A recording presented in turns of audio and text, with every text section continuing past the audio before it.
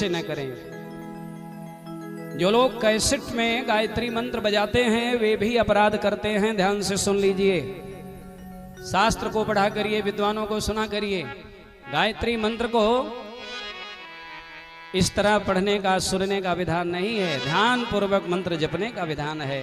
बाधोल स्मृति कहती हैं ध्यायेत मनसा मंत्रम जिह्वा उष्ठो न विचालेत न कंपयत सिरो ग्रीवा।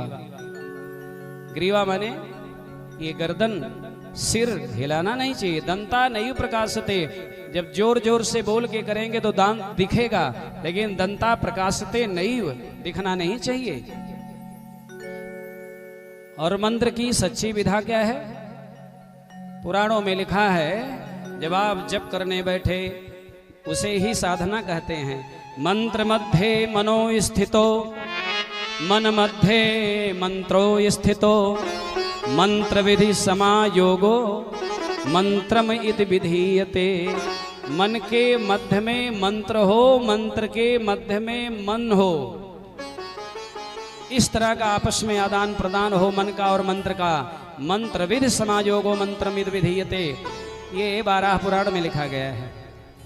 तो ये तो थोड़ा कठिन है, लेकिन अगर आप पूजा करने बैठे हैं, भगवान की सेवा कर रहे हैं, उसी समय गुरु जी आ गए तो क्या करना चाहिए? लोग बताते हैं पूजा पूरी करके ही उठना चाहिए। गुरु जी आ गए तो क्या करें? ये शास्त्र कहते हैं कि गुरु जी आ गए तो भगवान की पूजा छोड़ करके गुरुदेव को प्रणाम करिए। बाकी गुरुदेव के सिवा और किसी के लिए मत उठिए, लेकिन भगवान से बड़े गुरुदेव हैं। गुरु गोविंद दो खड़े काके लागो पाए, ये आप लोगों को याद है ना? बलिहारी गुरु आपनो गोविंद दियो बताए। तो इस तरह से पूजा करें, गुरु गोविंद की सेवा करेंगे तो भगवान जल्दी प्रसन्न हो जाएंगे। नारद जी भगवान इस तरह से उपाय बता करके फिर आगे चल करके महाराज जड़ भरत की कथा आती है। कल के प्रसंग में थोड़ा सा मैं चर्चा किया था, और सिंधु सौबीर देश का राजा रहुगण का संवाद हुआ है। आज परीक्षित जी ने पुनः एक प्रश्न कर दिया, पाप करने वाले को भगवान मिलते हैं कि नहीं? दुर्संगत के द्वारा अगर बुद्धि बिगड़ गई, कुसंगत के द्वारा बुद्धि अगर बिगड़ गई और व्यक्ति से पाप होने लगा, तो कोई उपाय है कि भगवान मिल जाए, भगवान की कृपा हो जाए? सुखदेव जी को स्मरण आया है, कानकुब्ज में एक उत्तम कुल में ब्राह्मण था। पहले तो बढ़िया था, धर्मनिष्ठ था, लेकिन कुसंगत के प्रभाव से उसके आचरण बिगड़ गए, उसके विचार बिगड़ गए। उसका नाम अजामिल था। बाद में इतना पाप किया, वेश्यावृत्ति करने लगा, नर्तकियों को ला करके घर में रखने लगा। लेकिन साधु संगत के द्वारा, साधु के कहने पर अपने बेटे का नाम नारायण रख दिया। और जब उसके मरने की बेला आई, यमराज के 3 दूत जब आए प्राण खींचने के लगे, उसे लगा कि अब प्राण निकल जाएगा, ये प्राण लेने आए हैं। यमदूतों ने कहा, सोचा कि इसका प्राण लेकर के चलो। वो भयभीत हो गया, डर गया। तब पुकारने लगा किसको? भगवान को। फिर भी नहीं पुकारा। पाप करते करते बुद्धि बिगड़ चुकी थी। दूरे किरण काशकतम पुत्रम नारायणाह्वयम्, उसके छोटे पुत्र का नाम नारायण था। संतों के कहने पर वो मान गया, किसी तरह मान नहीं रहा था, किसी तरह पत्नी ने समझाया, तो आखिरी बेटा जब हुआ तो उसका नाम नारायण रख दिया। बेटा उस समय दूर खेल रहा था। छोटे बेटे से प्रायः प्रीति ज्यादा होती है, और जब उसे संकट लगा तो उसी को बुलाया है। दूरे किरण का शक्तम पुत्रम नारायणाह्वयम् पलाभितेन सुरेणोच्चैः आजुहावा कुलेन्द्रियः। जोर से बुलाया, नारायण ये लोग मुझे मारने आए हैं, मुझे बचा लो बेटा। तो असली नारायण तो था नहीं, वो तो बेटा था, नाम था नारायण। लेकिन असली नारायण की कृपा हो गई, अपने 4 पार्षदों को भगवान भेज दिए। भगवान के पार्षदों में, भगवान के भक्तों में और यम के दूतों में बहस छिड़ गई। उन लोगों ने कहा ये भगवान को नहीं पुकारा है, ये अपने बेटे को पुकारा है। भगवान के पार्षद कहते हैं इसके बेटे का नाम जल्दी का है, लेकिन मेरे भगवान का नाम तो बड़ा प्राचीन है, पुरातन है, ये नाम मेरे भगवान का है। वापस चले गए यमदूत। यमराज ने कहा क्या हुआ? यमदूतों ने कहा महाराज जरा रजिस्टर बढ़िया से देख करके भेजा करिए। वहां तो 4 पीतांबरधारी 4 हाथ वाले आ गए, क्योंकि भगवान के पार्षद भगवान के जैसे होते हैं। वो आ गए, मुझसे झगड़ा करने लगे। अब आप सही जगह भेजिएगा, वापस न आना पड़े। और जैसे सुने कि भगवान की जैसे पीतांबरधारी, तो यमराज के नेत्र में जल आ गया। ओहो हो, यमराज को भगवान स्मरण आ गए। अरे भैया, धर्मराज हो या यमराज हो, सबका संचालन तो भगवान के द्वारा ही होता है। तब यमराज जी ने कहा जब हम कभी ध्यान करते थे तो तुम लोग पूछा करते थे दुनिया तो सब आपसे डरती है, आप किसके डर के मारे किसका ध्यान करते हो?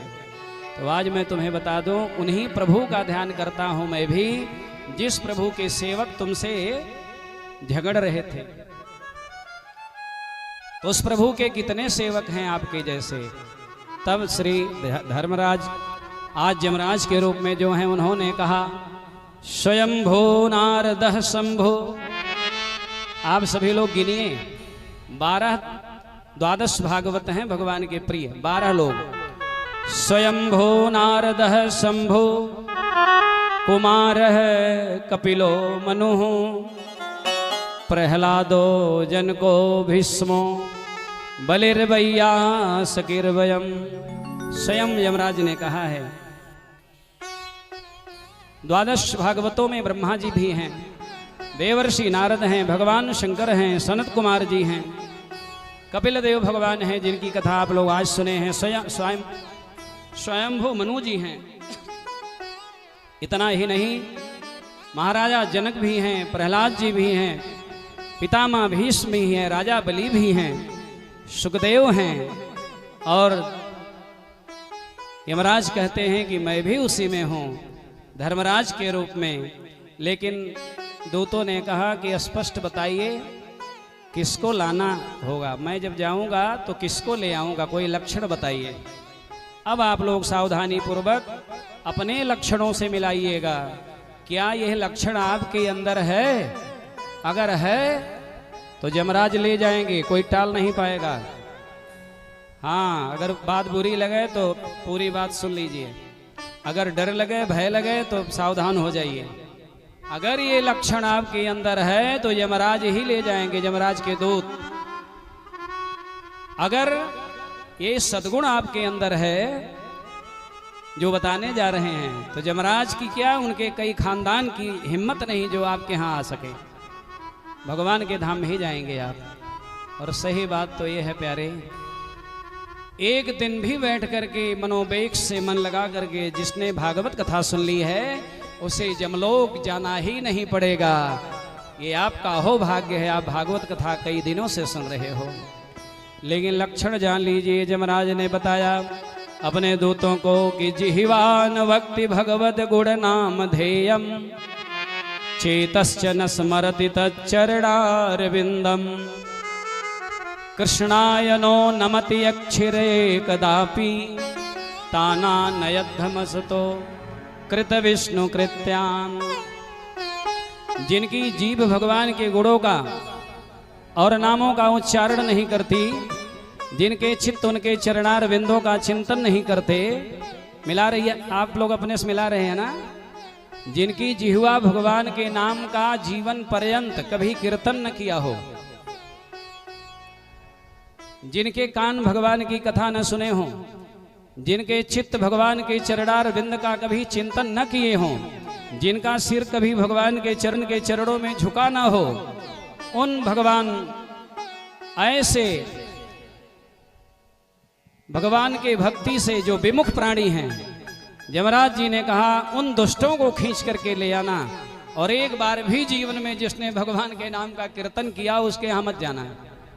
अब आप लोग बताइए, क्या जीवन में कभी ऐसा हुआ आपसे?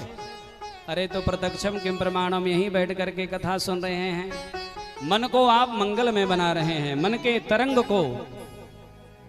एक संत ने पूछा कि भजन कैसी होती है भगवान की और भगवान की भजन कैसे की जाती है, कैसे करें, कोई सरल तरीका बताइए। सरल भजन कैसे? तो आइए आपको सरल भजन करने का तरीका भजन के द्वारा ही बता दूं। मन में बहुत ख्वाब नहीं पालना चाहिए, बड़े बड़े संकल्प लेकर के नहीं जीना चाहिए। जो ही राम सोई राम, भगवान ने जो किया है, जो दिया है, बहुत दिया है। तो सबसे सरल भजन क्या है? आइए आनंद लिया जाए। बोलिए मंगल भवन भगवान की। मन की तरंग मार लो बस हो गया भजन, मन की तरंग मार लो बस हो गया भजन। सबसे बढ़िया भजन। मन की तरंग मार लो बस हो गया भजन। गाइए। मन की तरंग मार लो बस हो गया भजन। मन की तरंग मार लो बस हो गया भजन। मन की तरंग मार लो बस हो गया भजन। मन की तरंग मार लो बस हो गया भजन।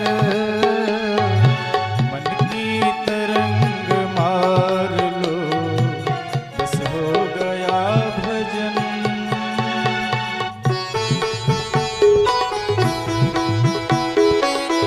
मधुर मधुर ताली बजाते हुए आनंद में डूब गए।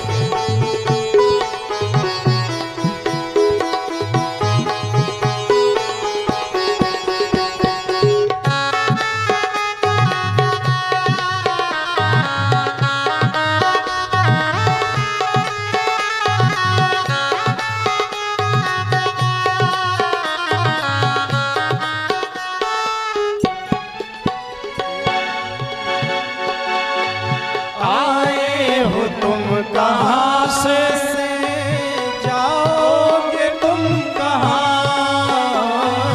आए हो तुम, कहाँ से जाओगे तुम, कहाँ आए हो तुम, कहाँ से जाओगे तुम, कहाँ आए हो तुम, कहाँ से जाओगे तुम, कहाँ। मन में यही विचार लो, मन में यही विचार लो बस हो गया भजन। आदत बुरी संभाल लो बस हो गया भजन।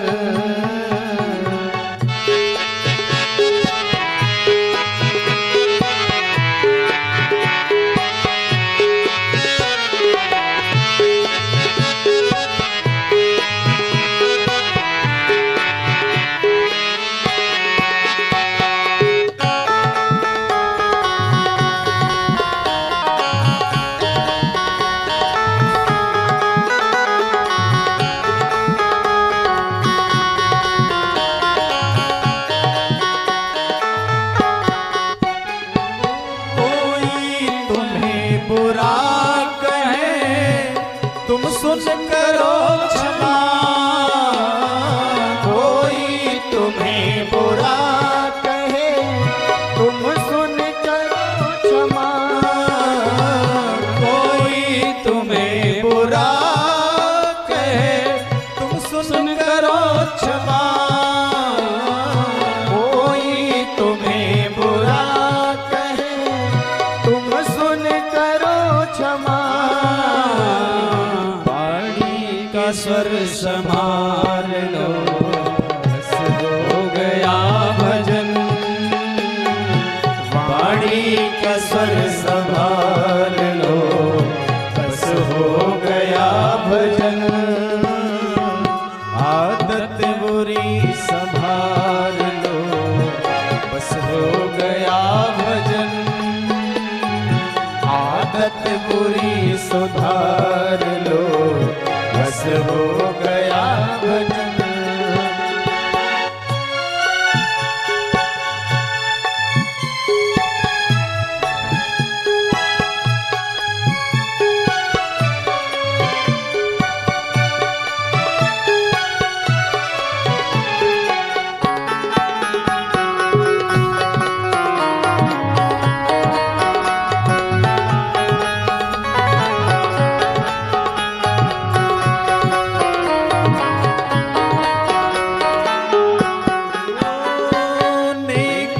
सभी के साथ में बन जाए तो करो,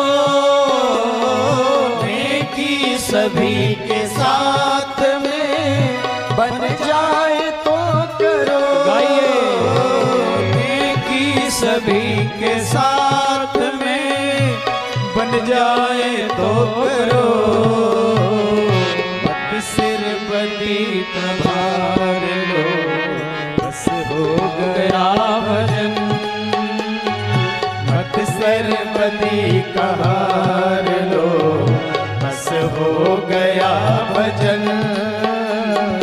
मन की तरंग मार लो, हो गया भजन।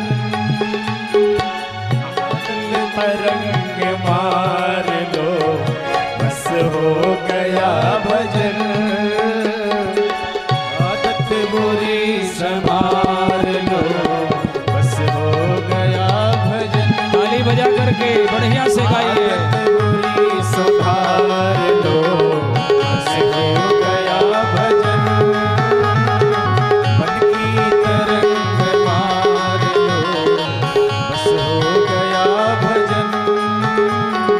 बस हो गया भजन, बस हो गया भजन। बोले करुणा निधान भगवान की जय। स्वभाव में परिवर्तन और मन को भगवान श्री मनमोहन के चरणों में लगा लेना, यही भजन है। परिवर्तन माने हुआ आदत बुरी संभार लो, बस हो गया भजन।